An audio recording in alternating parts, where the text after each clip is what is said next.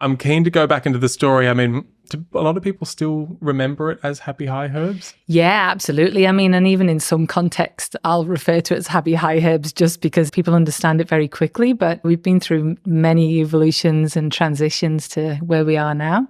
Because it's such a grassroots and beloved company. Even I remember growing up and coming up here and going to the Happy Herb store and just being tripped out by how trippy it was and how counterculture it seemed. And it was just like a hippie haven.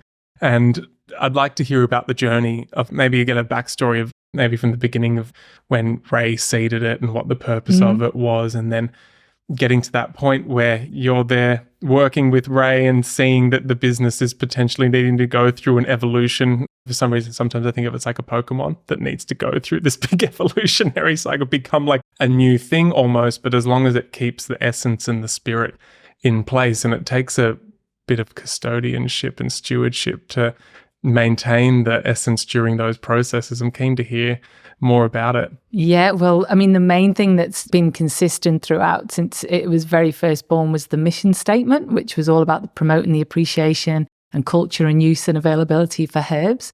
And we've steered in a few different directions from that, but that's always been the anchor point. And so, yeah, Ray started it, I think it was 1996, and he was a corporate guy. He was a car salesman, a vacuum cleaner salesman. He was a salesman, and he was reaching his midpoint in life in his 50s, and his partner started using herbs, and he couldn't believe how amazing they were. And then he found out that we couldn't talk about them. And so he got quite angry about that. And then this mission within himself was born and his life's work. And so he started opening up our first shop was Market Stall in Newquay, and then the first shop in Nimbin. And he had about 7 shops, and he went to Woodford. And I think he put a little sign outside in Woodford saying franchises available. I think he had this idea, and then it just exploded from there. And Happy High Herbs became a franchise of about 55 shops, including America, England, New Caledonia at one point. We were everywhere. And then one of the things that started happening to the herbs was as their psychoactive benefits were being promoted, because we were very much about harm minimization and alternatives to drugs. And so as their psychoactive benefits were becoming popular, they started to get banned. And so as part of protecting that, Ray worked with a chemist to synthesize the psychoactive components of them so we then could have these legal highs, so to speak.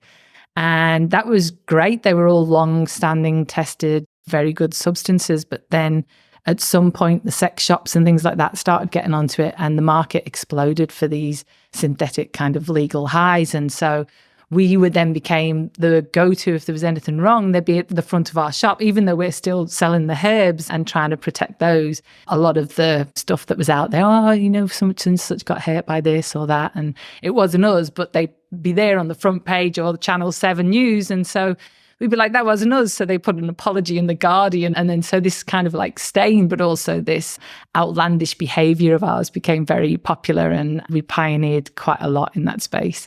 And yeah, so what happened with those molecules then is they just banned the molecules. So a new molecule had come out and they banned that molecule. And so what happened was all these substances were coming out into the market, not necessarily that we were getting involved in, but this is where the legal synthetic high story started going wrong. And so we pulled back from that.